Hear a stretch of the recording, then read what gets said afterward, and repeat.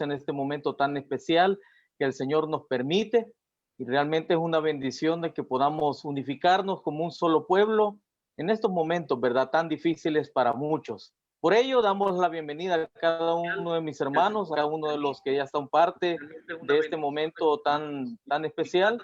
Esperamos en el Señor de que todos podamos unificarnos y poder tener este espacio tan especial. Hoy tenemos, además de mis hermanos que ya están con nosotros, ya decía nuestro hermano ministro Carlos, que tenemos un invitado especial, nuestro hermano ministro de la Iglesia de Dios, nuestro hermano Ramón Ruiz Garza. Realmente es una bendición poder compartir con mi hermano y poder así estar juntos en este momento tan especial. Pero antes, hermanos, de poder dar comienzo a este momento especial y continuar con el plan, ¿verdad?, de trabajo de esta noche, vamos a hacer una oración. Les invito en el nombre del Señor de que los que puedan doblar sus rodillas lo puedan hacer, como también, ¿verdad?, aquellos en los cuales estén en su posición puedan únicamente inclinar su rostro y poder así orar al Señor.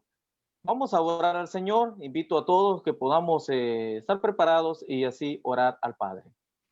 Poderoso y excelentísimo Padre Celestial, a esta hora, oh Dios bendito, que tú nos permites poder venir ante tu bendita presencia en oración junto con tu pueblo en diferentes naciones, los cuales, oh Padre, tú sabes que nos unimos con el único propósito de escuchar palabra tuya.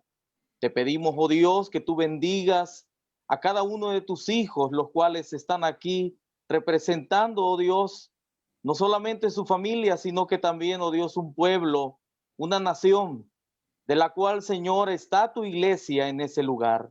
Te agradecemos, oh Padre, porque tú te has manifestado, permitiéndonos tener en este momento a tu Hijo ministro de la Iglesia de Dios, presidente de uno de los servicios, de los ministerios más grandes de tu pueblo, que es el CMI. Padre, bendice a tu Hijo, quien representa a tu pueblo a nivel mundial. Provéele de esa bendición que sobreabunde, porque sabemos que tú estás haciendo la obra en él, permitiendo, oh Dios, de que pueda hoy llegar a muchas naciones, las cuales necesitan de esa palabra de consuelo. Padre, de igual manera te solicitamos por cada uno de aquellos en los cuales tú bien conoces, están en este momento escuchando esta radio, oh Dios. Provéele de bendición a aquellos en los cuales quizás no tienen esa oportunidad de poder escuchar tu palabra, de poder ver a través de un dispositivo, oh Dios. Permíteles, oh Padre, que esta palabra pueda llegar hasta lo más profundo de sus corazones y así, Señor bendito, conocer aún más de ti y saber que esa salvación que tú provees es una salvación grande y maravillosa para aquellos en los cuales te conocen y guardan tus mandamientos. Padre, de igual manera te pedimos por cada uno de los enfermos, los cuales sabemos, oh Dios, que tú vas a llevar esa bendición, vas a llevar esa mano poderosa, oh Dios, para que puedan ser sanados, porque confiamos y sabemos, oh Padre, de que tú lo vas a hacer. Poderoso Dios, estas cosas te las solicitamos, sabiendo que tú vas a bendecir este momento, esta transmisión, porque lo hemos hecho amparados bajo ese nombre, que es sobre todo nombre de nuestro Señor y Salvador Jesucristo. Amén. Amén. Amén, hermanos. Cedo el tiempo, mis hermanos. Una vez más, a mis hermanos, quienes están ya listos, ¿verdad? Preparados para este momento tan especial.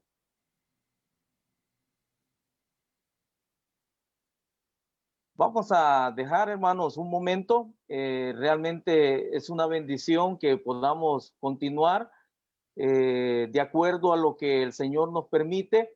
Tenemos, como ya decíamos, con nosotros a nuestro ministro de la Iglesia de Dios, nuestro hermano Ramón Ruiz Garza, quien es presidente de la Iglesia de Dios a nivel mundial, ¿verdad? Aquellos que nos están sintonizando y nos escuchan, es el pastor general, ¿verdad? A nivel mundial, en el cual estamos ahí, ¿verdad?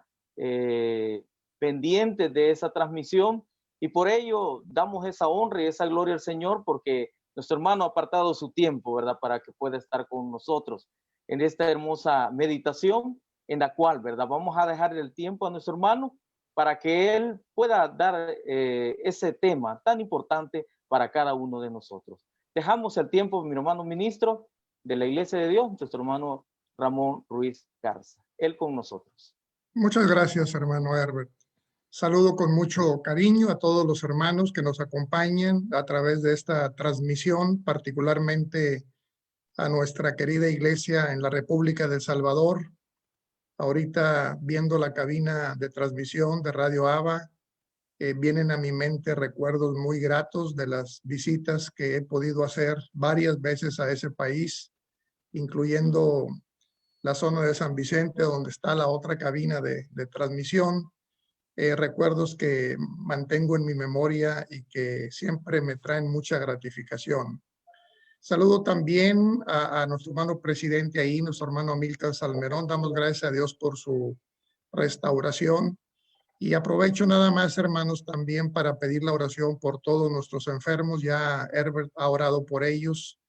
Tenemos luto en familias de la iglesia en diferentes países por causa de la pandemia y también por la situación que vive nuestra iglesia en Myanmar. Myanmar es un país en Asia, frontera con la India. En la India hay una crisis tremenda de coronavirus. Ahora mismo es el país más contagiado, de más muertos. Hoy nada más murieron más de 3.500 personas. Y en el caso de Myanmar, bueno, tenemos ahí un conflicto armado y algunos hermanos han tenido que salir de sus lugares para refugiarse. Por favor, oren por la iglesia en los diferentes países donde se encuentra y en general por todas las criaturas de Dios, porque todas las criaturas son de Dios. Bueno, dichas estas palabras, hermanos, vamos a introducirnos al tema que nos corresponde en esta noche. Entiendo que esta es una serie de mensajes sobre el texto de Efesios que escribió el apóstol Pablo y que se encuentra en el capítulo 6, en el versículo 11, donde dice: vestíos de toda la armadura de Dios para que podáis estar firmes contra las acechanzas del diablo.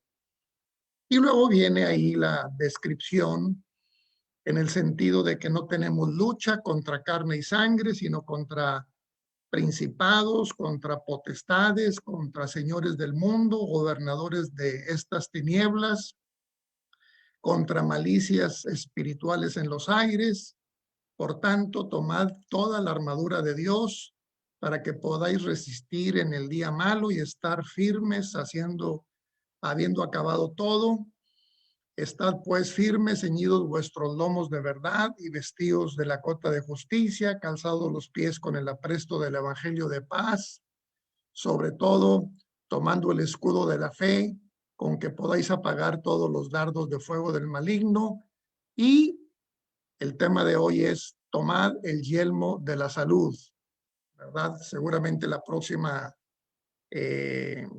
transmisión será con el tema de la espada del Espíritu, que es la palabra de Dios. Bueno, realmente lo que estamos haciendo en esta serie de sermones es una exégesis de lo que dice el apóstol Pablo en esta porción de la Escritura. La palabra exégesis significa poner fuera, obviamente, lo que está dentro del texto. Es trabajo de la iglesia, no solo de ministros, sino de todo estudiante de la palabra de Dios, comprender el significado que tienen las palabras que Dios, a través del Espíritu Santo, inspiró en los escritores para que pusieran esas palabras y no otras en el texto sagrado. Las palabras que contiene la Biblia fueron inspiradas por el Espíritu Santo de Dios. No están ahí simplemente con el propósito de hacer una bonita escritura o un bello poema, o porque son palabras llenas de sabiduría, que sí lo son, sino fundamentalmente porque es palabra de Dios. Y esto significa mucho, hermanos, porque como es una palabra inspirada por Dios y Dios es eterno, Entonces la palabra de Dios no se agota, no es una palabra que caduque, no es una palabra que fenezca. La palabra de Dios, de acuerdo con el texto mismo, según Hebreos, es una palabra viva y eficaz, y poderosamente eficaz, diría yo. Entonces, cuando dice el texto que la palabra es viva, quiere decir que no caduca, que siempre está vigente. Y además que es eficaz porque funciona para transformar el corazón de las personas, que es el principal propósito. Ahora, lo comento porque el texto que vamos a considerar es un texto bastante conocido y además hemos tenido ya no sé cuántos sermones sobre este texto. Sin embargo, no obstante esto, y aun y cuando tengamos muchos más sermones, la verdad es que la Biblia es una fuente inagotable de sabiduría, es una fuente inagotable de verdades que tienen que ver con Dios y también con nosotros como seres humanos. Así es que una palabra que nosotros hemos leído hace 10, 15 o 20 años, la volvemos a leer hoy y tiene un nuevo significado para nosotros, porque la palabra se va actualizando en el acontecer humano. Por ejemplo, hoy, a la luz del contexto en el que vivimos, de la multicitada pandemia, ¿qué nos dice la palabra de Dios? ¿Cómo podemos interpretar estos tiempos? ¿Cuáles son los desafíos que tenemos como iglesia? En fin, dependiendo del contexto en el que leemos la Biblia, es también el mensaje que nos va a dar. Y siempre el mensaje es pertinente.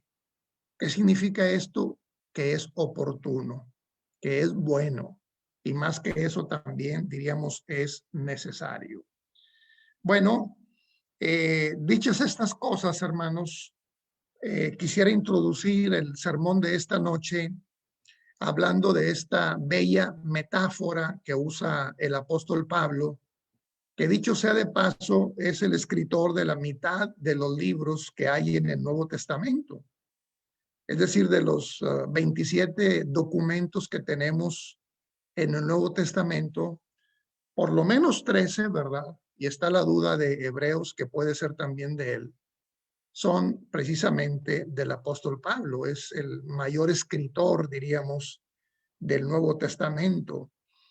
Y por supuesto, bajo la inspiración de Dios a través del Espíritu Santo, es impulsado para escribir lo que escribió, de lo cual nosotros hoy también somos depositarios y somos bendecidos, porque tenemos acceso a esta palabra de Dios que en verdad ha sido dada para que sea conocida.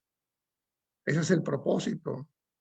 Dice el apóstol Pablo a Timoteo que Dios quiere que todos los hombres sean salvos y que vengan al conocimiento de la verdad. Y esa verdad está escrita en su palabra, a la cual nosotros, por la gracia de Dios, tenemos acceso. Entonces, el apóstol Pablo elabora una metáfora perfecta para resolver el problema del mal. Diríamos en términos generales, de eso se trata la porción de la Biblia que hemos estado considerando en estas transmisiones. Una metáfora, hermanos, es una comparación en donde las propiedades de una cosa se ponen sobre otra, con el propósito de dar una mejor explicación. La Biblia está llena de metáforas. Cristo mismo pronunció muchas, pero muchas metáforas, hablando incluso de su propia persona, ¿verdad? Por ejemplo, él dice, yo soy la luz del mundo, ¿verdad? ¿Qué significa esto? Bueno, que las propiedades de la luz, porque la luz tiene propiedades, ¿no? La luz ilumina todo lo que toca. La luz puede iluminar el rincón más oscuro. Viaja a una velocidad de 360,000 kilómetros por segundo. Es una cuestión vertiginosa. Y entonces Jesús dice, bueno, yo soy la luz del mundo. Y la verdad así fue. Jesús con su presencia iluminó el mundo en el que nosotros vivimos. Entonces, en otra ocasión dijo, yo soy el pan de vida, el pan que ha descendido del cielo. No como el maná, hace la aclaración, ¿verdad? Porque el maná, bueno, tuvo su propósito y caducó. Pero en el caso de él, como pan de vida, pues es el pan que nos nutre, que nos sustenta permanentemente. Y dijo, yo soy el buen pastor, yo soy el alfa y la omega, yo soy el camino, la verdad y la vida, y muchas otras cosas más. Entonces, el uso de las metáforas es muy importante porque le dan fuerza a las palabras o a las verdades que contiene la escritura, ¿no?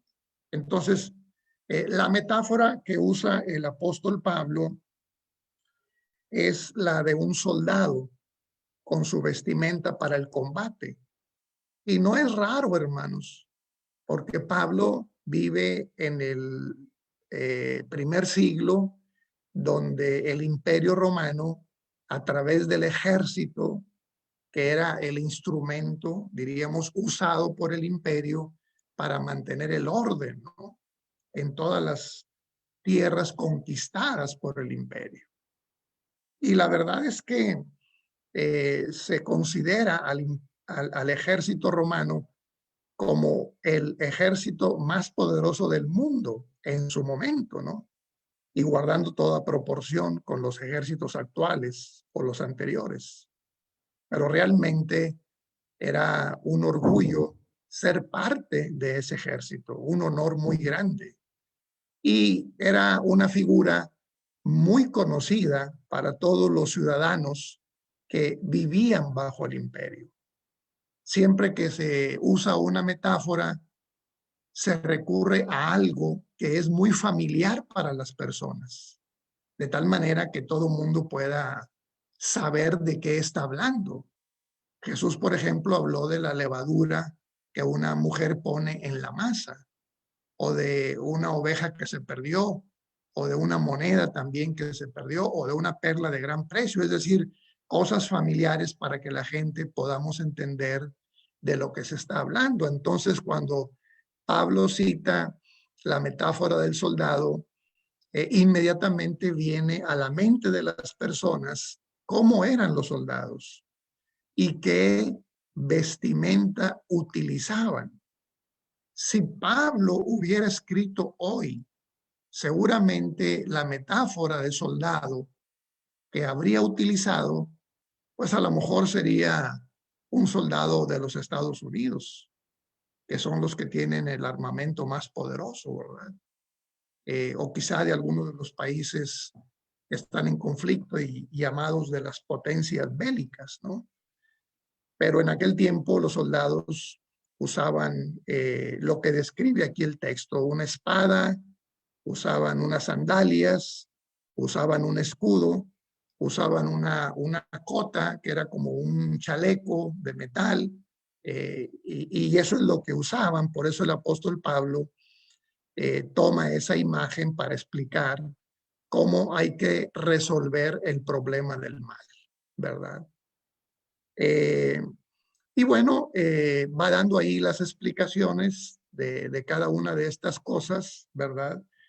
Eh, porque, repito, el apóstol Pablo se propone resolver el problema del mal. El texto que leímos al principio es vestidos de toda la armadura de Dios para que podáis estar firmes contra las acechanzas del diablo. En este combate, diríamos, un combate en un plano espiritual, el enemigo a vencer es el diablo, ¿verdad? De hecho, la palabra diablo significa adversario. Entonces, ese es el enemigo al que tenemos que vencer. Y hay algunas sorpresas, hermanos, porque muchas veces el enemigo a vencer, por increíble que parezca, pues duerme con nosotros mismos. Y no me refiero al cónyuge, sino me refiero a que muchas veces a quien debemos vencer es a nosotros mismos. Voy a explicar esto un poquito más adelante, ¿verdad? Entonces, hay un significado para cada una de las partes de la vestimenta. Nosotros hoy vamos a ver la parte que tiene que ver con el yelmo de la salvación. Y el yelmo, hermanos, es el casco que se usaba, o bueno, todavía se usa hoy en los ejércitos, ¿verdad? Para proteger la cabeza y en aquel tiempo también la cara del soldado. Ese era el propósito principal, para evitar un golpe en la cabeza que podría ser mortal por necesidad o una herida con espada. Entonces se fabricaban esos cascos de metal y también de alguna manera el rostro se protegía dejando nada más abertura para los ojos, para la boca, pero cubre estos dos aspectos que son vitales en el ser humano, porque pues en la cabeza tenemos el cerebro y el cerebro es la computadora, por así decirlo, que gobierna todo lo que somos. Y luego el rostro también, que tiene que ver con la identidad, ¿no? De quién es cada uno de nosotros. Ahora,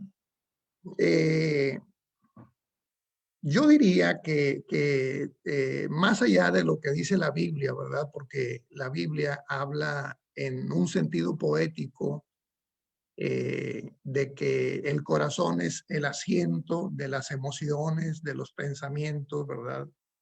En un sentido, diríamos, romántico. Y no solo la Biblia, ¿no? También prácticamente en todas las culturas al corazón se le asignan esas propiedades como si fuera capaz de sentir eh, y capaz de, diríamos, hablar, por así decirlo, ¿verdad? Entonces, pues es muy común escuchar frases de, pues yo te quiero con todo mi corazón, ¿verdad?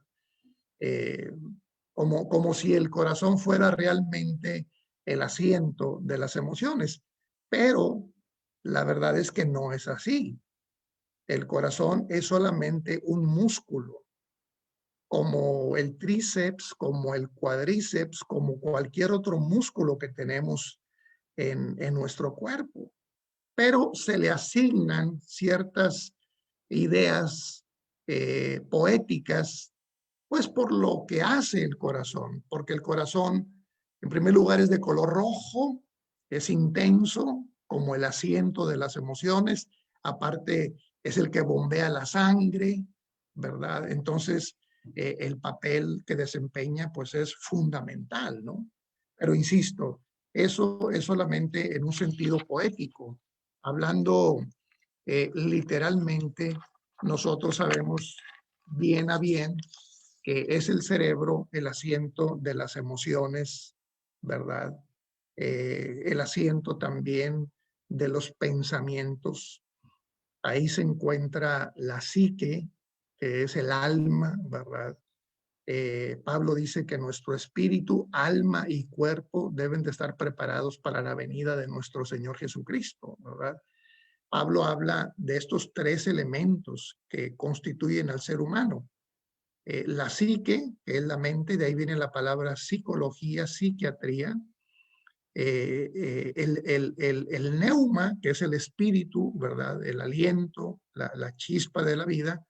Y también el soma, que es el cuerpo, ¿verdad? Entonces, es una unidad compuesta por estas tres partes, espíritu, alma y cuerpo.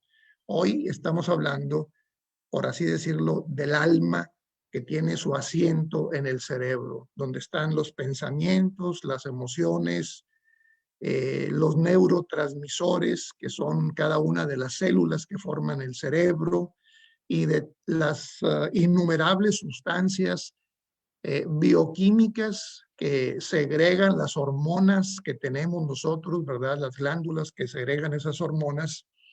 Y entonces ahí experimentamos todo lo que tiene que ver con la existencia, ¿verdad?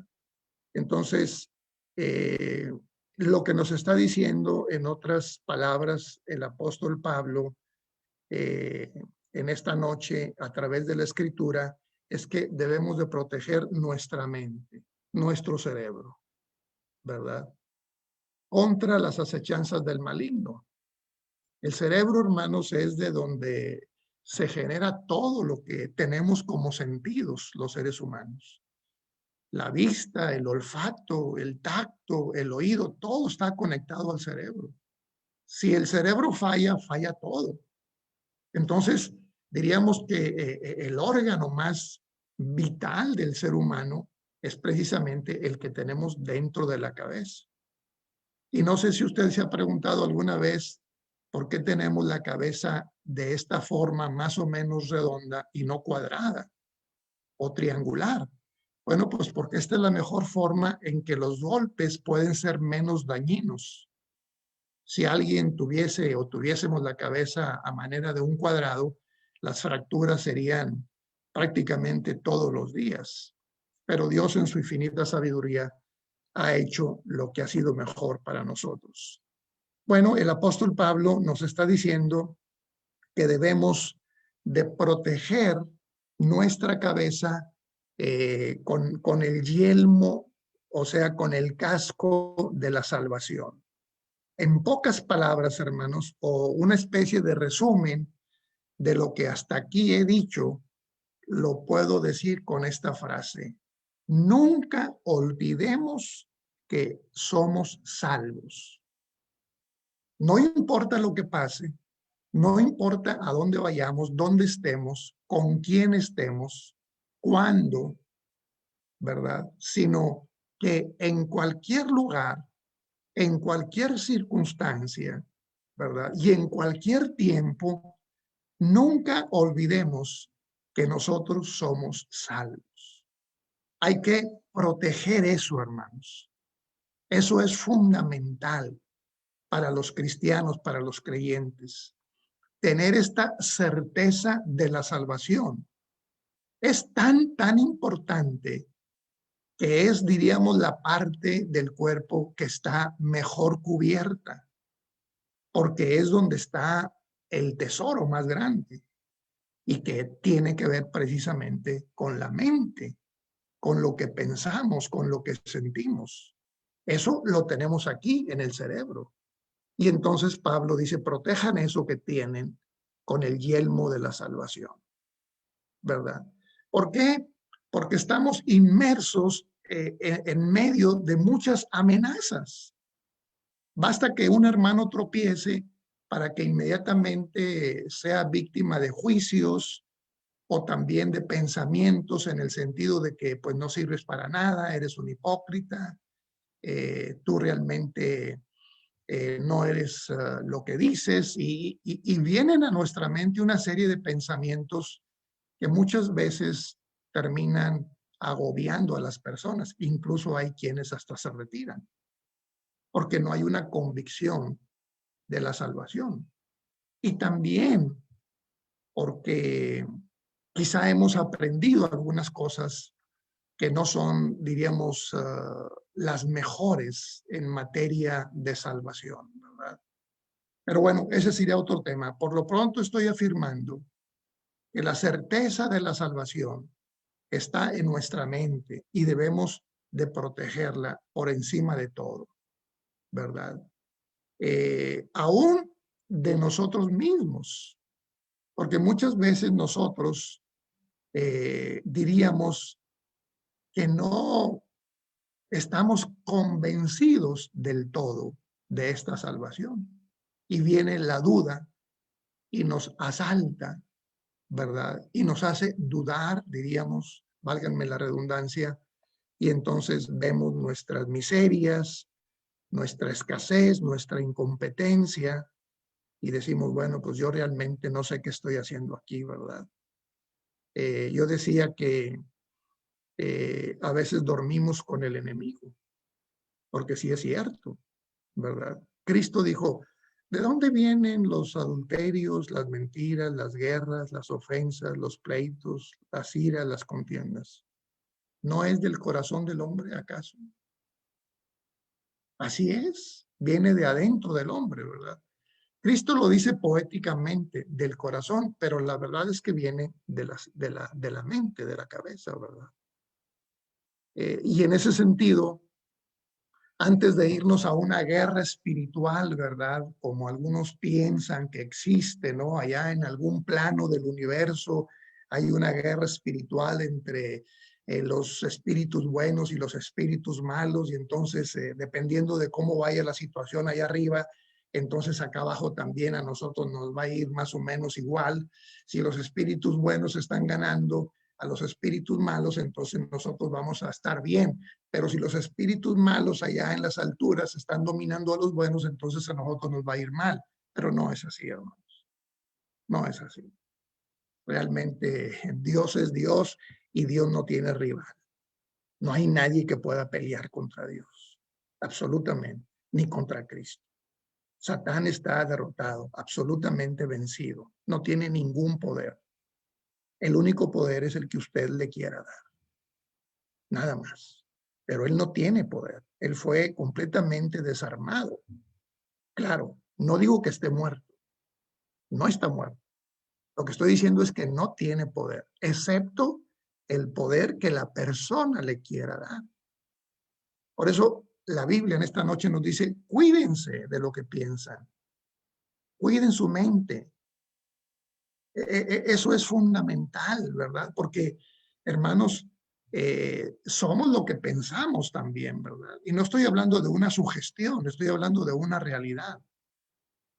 Entonces, en ese sentido, es cierto, ¿verdad? Hay una lucha y no es una lucha contra carne y sangre, es decir, no vamos a ir a pelear contra los ciudadanos de otro país o contra los de la otra ciudad o los de el pueblo que sigue aquí. No, no, no es una lucha carnal.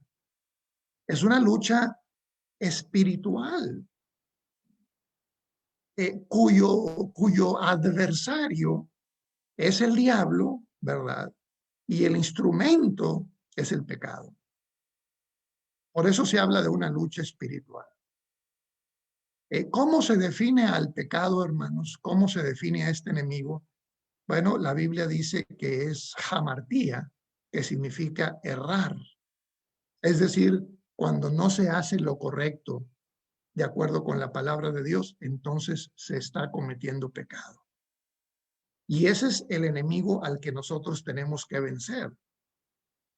Y no es un enemigo externo, es un enemigo interno.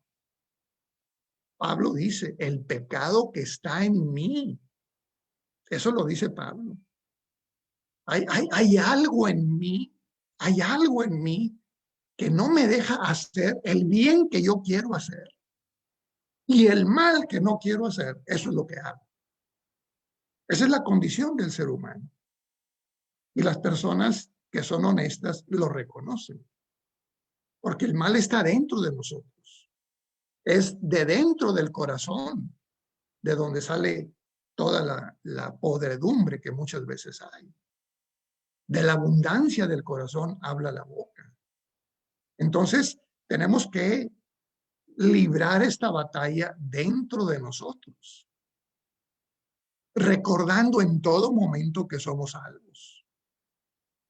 Yo creo que muchos de nuestra audiencia son jóvenes en esta noche y estoy seguro que pues están pasando ahora mismo por diversas tentaciones.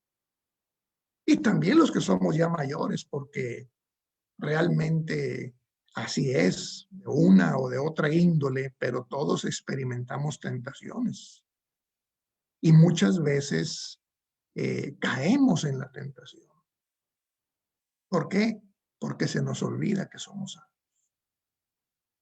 Porque no estamos conscientes o quizá no tenemos la certeza de que somos salvos. Por eso en esta noche mi propósito como expositor es que podamos asegurarnos que somos verdaderamente salvos. ¿Y cómo podemos asegurarnos? Bueno, pues yo voy a decir, hermanos, que la salvación es un acto de Dios, no es de nosotros. Y en ese sentido a mí me da confianza, porque si fuera un acto mío, si fuera un logro personal mío, pues yo ya lo hubiera perdido, hermanos, por las tentaciones en las que yo he caído. Yo no sería capaz por mí mismo de mantener algo, porque como ser humano soy un ser imperfecto, susceptible. Como dice Pablo, ¿no? Otra vez insisto, ¿no? El pecado que está en mí. Eso es lo que me hace hacer lo que no quiero hacer. Pero gracias a Dios, hermanos, que la salvación no es algo que nosotros hayamos logrado, no hay un mérito humano del que nosotros podamos jactarnos y después de ahí agarrarnos para sostenernos, porque no es así. Nosotros no hemos hecho nada para salvarnos. La salvación no es por obras. La salvación es por la gracia de Dios. Lo único que hemos hecho nosotros es creer. Es creer, ¿verdad? Eh, como le dijo Felipe al etíope eunuco que iban en el camino, ¿verdad? Ustedes conocen el episodio que narra Hechos acerca de este hombre que venía de Etiopía para adorar a Dios en Jerusalén, pero no entendía nada. Cuando va de regreso, Felipe lo aborda y dice, ¿entiendes lo que lees? Dice, no entiendo nada. Bueno, mira, así, así, así, así, ya le explicó todo el evangelio. Cuando terminó de explicar el evangelio, el etíope dijo, aquí hay agua, ¿qué impide que yo sea bautizado? La respuesta de Felipe fue, si crees de todo corazón, bien puedes. Y al que cree, todo es posible. Lo que Dios pide es que creamos. Y con ese hecho de creer, ¿verdad? Un acto de fe, viene el Espíritu Santo en nosotros y Él nos da la fortaleza para que nosotros estemos siendo salvos cada día. Porque así es, la salvación está presente y de manera permanente. Estamos hablando del Evangelio, hermanos. Cuando hablamos del Evangelio y queremos definirlo, muchas veces la gente dice, sí, son las buenas nuevas de salvación. Sí, pero ¿qué significa eso? ¿Qué es exactamente eso? Bueno, pues el Evangelio es lo que estoy diciendo, es un acto de Dios, es una acción que Dios realizó en la historia hace más de 2000 años, en la cruz del Gólgota, donde su Hijo Jesucristo murió crucificado, derramando su sangre para pagar por nuestros pecados lo que la ley exigía, porque la paga del pecado es muerte. Y Cristo muere en sustitución de nosotros y paga la cuenta. Y entonces nosotros somos salvos por el sacrificio de Cristo, no por nuestras obras, sino por el sacrificio de Cristo. Es un evento. Es más que buenas nuevas, porque claro que son buenas nuevas, pero es un acontecimiento. Es algo que sucedió, que está signado en la historia de la humanidad. Cuando Jesús se encarnó y vino para morir por nosotros y pagar por nuestros pecados. Y todo eso lo hizo Dios por amor a nosotros. Y esa es la salvación. Nosotros ya somos salvos del pecado y de la condenación. Ya no hay ninguna condenación, como dice el apóstol Pablo también, ninguna condenación hay para los que están en Cristo Jesús. Mientras nos mantengamos en Cristo, estamos siendo salvos. Por eso yo invito a todos mis hermanos que se mantengan en Cristo permanentemente. Porque cuando estamos en Cristo, estamos siendo justificados, ¿verdad? Por la gracia de Dios, por la fe. Y es algo que nadie puede tocar, porque es algo sagrado, es algo que Dios hizo. El Evangelio no se puede mejorar o disminuir porque es perfecto. Es un acto de Dios. Entonces nosotros tenemos acceso por su gracia. Esta salvación ha sido una salvación gratuita para nosotros. ¿Qué dice el texto de memoria, hermanos? De tal manera amó Dios al mundo que dio a su Hijo unigénito para que todo aquel que en él cree. Creer es la clave. Creer permanentemente en el sacrificio, en lo que Dios hizo por Cristo. No se pierda, sino que tenga vida eterna, es decir, ya no solamente la salvación en el tiempo presente, sino también la vida eterna en el futuro. Ahora, voy a ir un poquito más adelante, hermanos, para ir también concluyendo nuestro mensaje en esta noche. Quiero hablar poco para dejar clara la idea de la salvación. Y quiero decir que parte de esta salvación es el reconocimiento que Dios ha hecho de nosotros como sus hijos. Nosotros que no éramos nadie, que vivimos ajenos a Dios, sin esperanza en este mundo, sufriendo y haciendo sufrir a los que convivían con nosotros, andando en la vanidad de nuestro sentido. De repente Dios nos alcanzó con el evangelio y dice la Biblia que a todos los que le recibieron les dio potestad de ser hechos hijos de Dios. Entonces, nunca olvide que usted y yo somos hijos de Dios, porque eso es lo mejor que nos ha pasado. Eso es lo mejor que cualquier ciudadanía, eso es lo mejor que sacarse la lotería, eso es lo mejor que cualquier cosa que usted pueda experimentar en esta vida. Nada se compara al hecho de ser hijos de Dios, no solo criaturas, porque hay muchas millones de criaturas, pero estamos hablando de que nosotros somos hijos de Dios. Y los hijos de Dios tienen un lugar especial en el corazón de Dios. Dios ama a todos, hermanos. Por supuesto, el sol sale sobre todos, la lluvia cae sobre todos. Todos somos criaturas de Dios.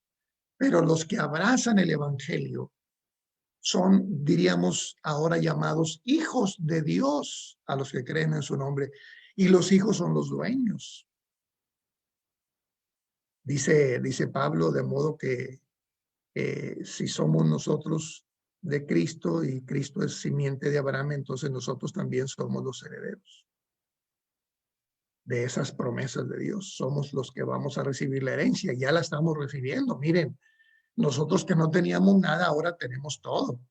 Tenemos la palabra, tenemos la ley, tenemos el culto, tenemos las promesas, tenemos la iglesia, la comunión, el Espíritu Santo. Tenemos todo porque somos hijos de Dios, ¿verdad? Entonces no olvidemos que somos salvos y no olvidemos que somos hijos de Dios. El apóstol Pedro dice en un texto conocido prácticamente por todos que nosotros somos linaje escogido, real sacerdocio, gente santa, pueblo adquirido por Dios. Fíjense, hay 4 calificativos para los creyentes: linaje escogido, real sacerdocio, gente santa y pueblo adquirido por Dios. Cada uno merece un sermón aparte, ¿no? Pero no tenemos el tiempo suficiente. Solamente estoy diciendo lo que nosotros somos. Y no es que lo diga yo, sino eso es lo que dice la palabra de Dios. Por eso debemos de tener la certeza de la salvación.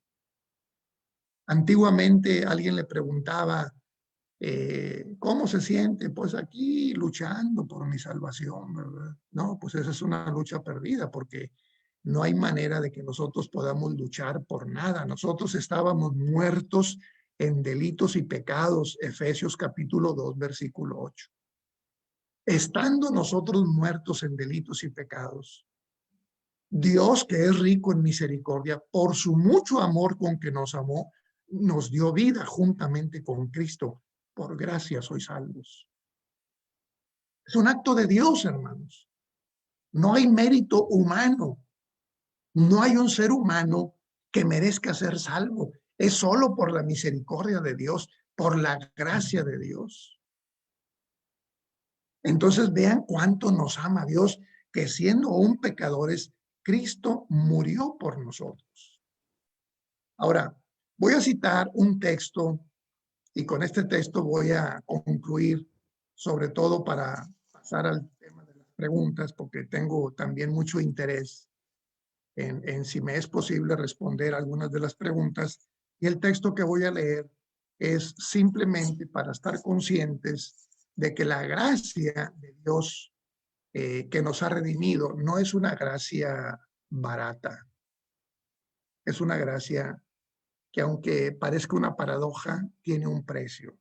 Y mire lo que dice Primera de Corintios capítulo 6, versículo 20.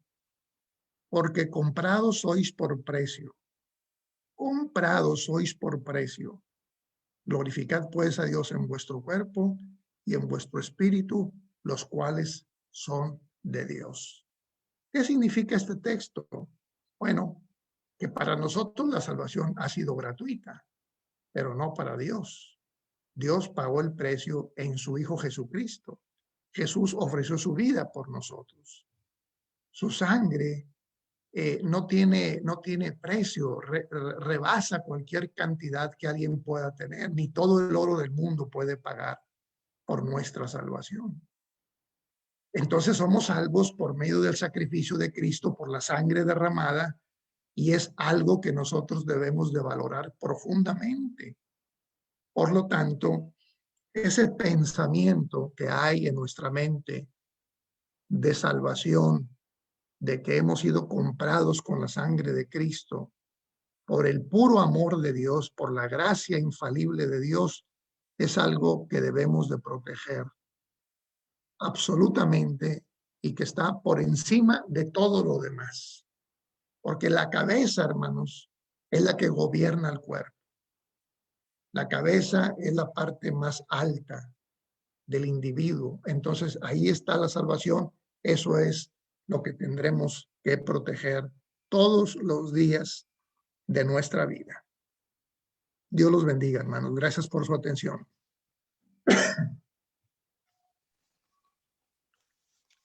Saludo de paz a todos, mis amados hermanos. Damos gracias a nuestro hermano ministro, nuestro hermano Ramón, que ha estado con nosotros, nos ha compartido la palabra del Señor y creemos, hermanos, que ha sido de gran bendición para nuestra comprensión como iglesia, el entendimiento de su palabra en boca de nuestro hermano. Tenemos algunas preguntas, nuestro hermano Ramón, que quisiéramos compartir con usted y pudieran ampliarnos al respecto de ella. La primera ¿es la salvación una seguridad posicional o existe riesgo alguno de perderla? No hay riesgo de perderla. Pareciera, esta es una de las preguntas más importantes que alguien pueda hacer, hay que reconocerlo, y es una pregunta profunda, pero la verdad es que la salvación no se puede perder porque no depende de nosotros, depende de Dios. Ahora, ¿cómo explicamos entonces que una persona, habiéndose bautizado y habiendo estado en la iglesia, incluso habiendo sido líder o ministro, ya no esté más en la iglesia? Ahora se encuentra en el mundo, porque hay casos así. ¿Cómo se explica eso? ¿Se perdió la salvación? No, no se perdió la salvación. Esa persona nunca fue salva, nunca fue salva. No se puede perder lo que no se tiene. Ojo con esto, hermanos. No se puede perder lo que no se tiene. Hay gente que va a la iglesia, hay gente que predica, hay gente que es ordenada como diácono, como ministro o como lo que sea. Pero eso es una cosa. La otra cosa es que realmente esté convertida, que realmente haya aceptado a Cristo. Porque una vez que alguien acepta a Cristo honesta, íntegramente, no hay manera de que se pierda. Ya está sellado con el Espíritu Santo y no hay manera de que se pierda. Pero diríamos que entre el grupo selecto de los 12 discípulos, el mismo trato para todos, pero uno de ellos nunca fue salvo. Iba, estaba, participaba, pero nunca fue salvo. Entonces, estaba perdido y siguió perdido. Muchas gracias, hermano Ramón, por la respuesta. Tenemos una que continúa esa respuesta. ¿Qué puede ser entonces evidencia de que he sido salvo para poder permanecer en esa salvación? Las obras. Las obras van a confirmar la salvación, ¿verdad? ¿Por qué? Porque Santiago, que escribe la epístola y que trata este tema de las buenas obras, nos afirma algo realmente contundente. Y Santiago dice, así como el cuerpo sin espíritu está muerto, así también la fe sin obras es muerta.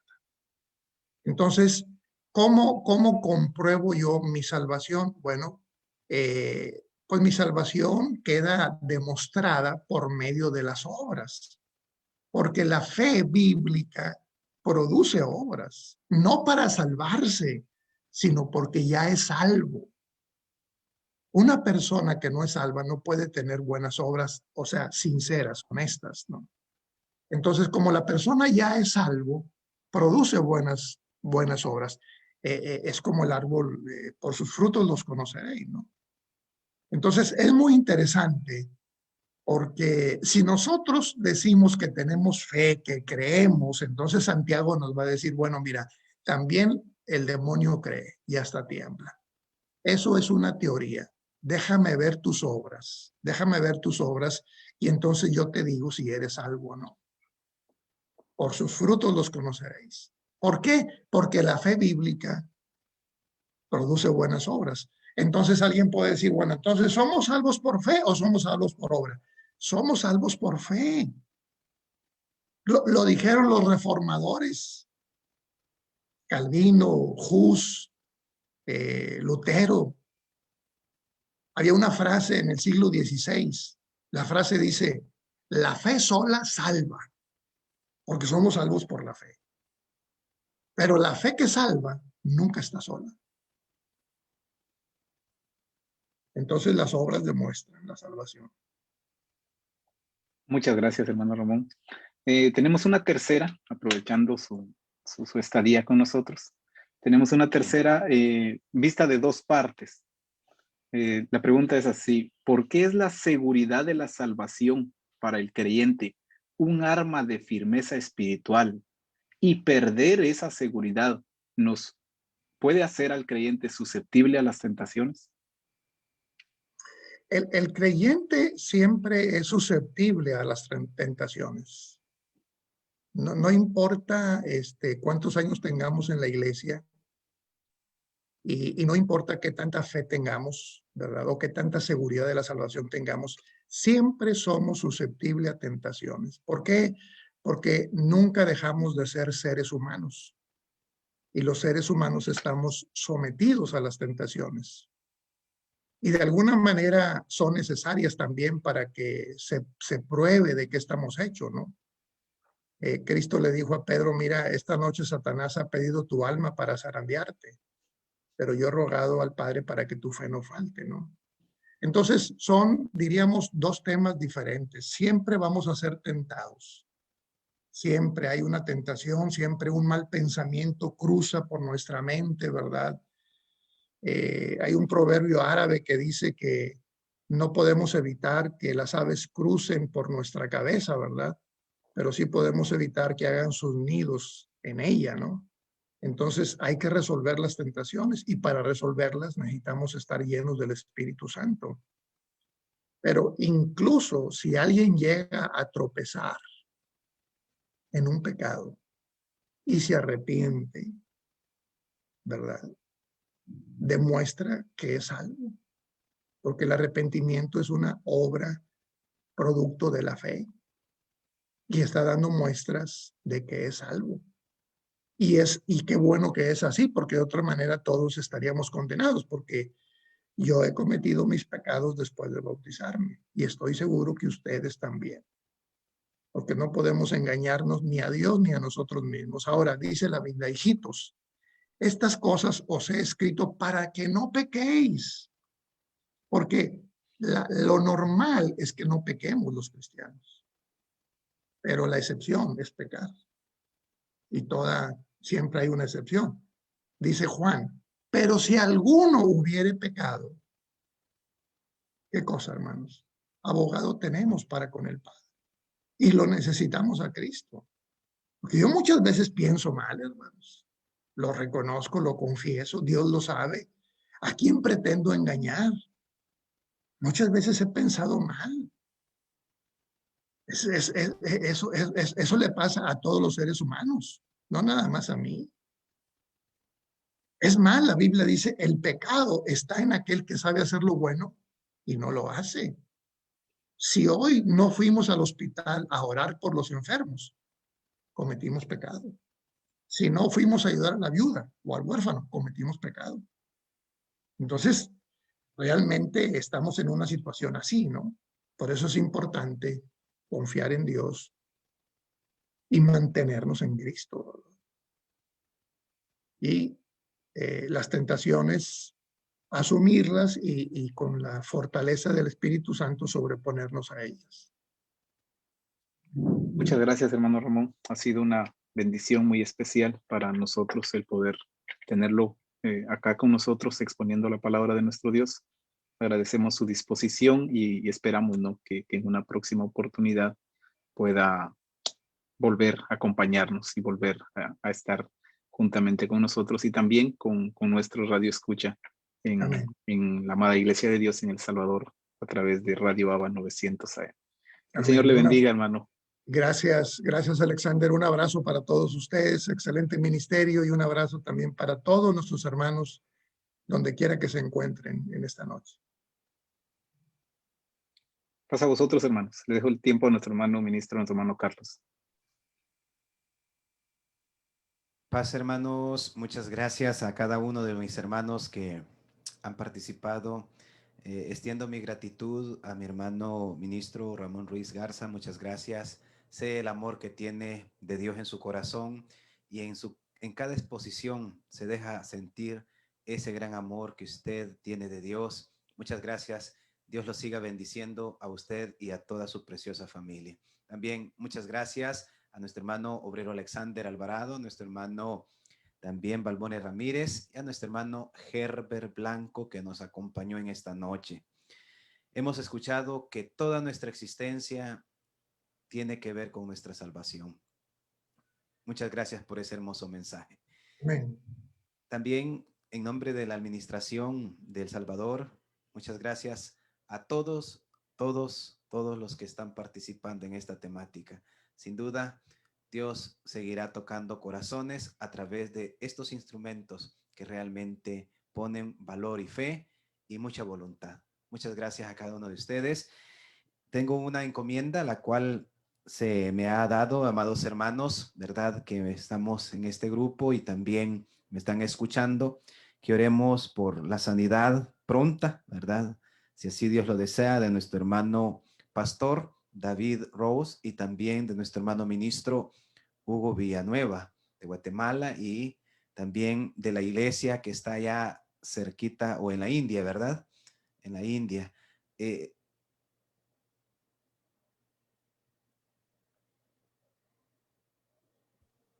Perdón, hermano Carlos, es la iglesia en Myanmar. Myanmar, así se llama el país, es un país grande. Un país grande, sí. Hasta ahí ha llegado el evangelio y sí, hoy necesita que nosotros nos unamos, ¿verdad? En oración por ellos y, como decía mi hermano, por todas las criaturas que están sufriendo y necesitando de nuestro Dios. El tiempo, hermanos, nos ha avanzado. Le invito que con reverencia llevemos esta súplica a nuestro Dios. Sublime y buen Padre Celestial, en tu palabra en esta noche hemos encontrado el sentir de tus sentimientos que son para bien de toda la raza humana y para toda tu creación. No se trata de nosotros, no está en nosotros, sino que es por tu pura misericordia que tú nos has sostenido y nos estás brindando la lección de nuestra salvación, de nuestra vida. Concede, por favor, oh Dios, a cada uno de los que han participado en escuchar este mensaje, las fuerzas, la sabiduría, lo que necesiten para decirte a ti si todavía no están en esta salvación, heme aquí. Que esto sirva de voluntad, que sirva de fuerza. Por favor, oh Dios, necesitamos que tú te manifiestes poderosamente en aquellos por los cuales se nos hace esta encomienda. No conocemos a un Dios que no tenga una capacidad como la tuya de levantar muertos, de quitar y detener ejércitos que vienen a oprimir a tu pueblo.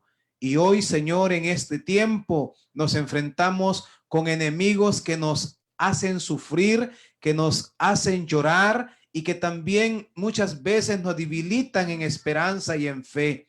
Suplicamos, Padre, que atiendas nuestro clamor en favor de nuestros hermanos que están ahí en Viamar, por favor, oh Dios. Opresión militar, enfermedades, escaseces, persecución, cuánto están aquejando y cargando nuestros amados hermanos.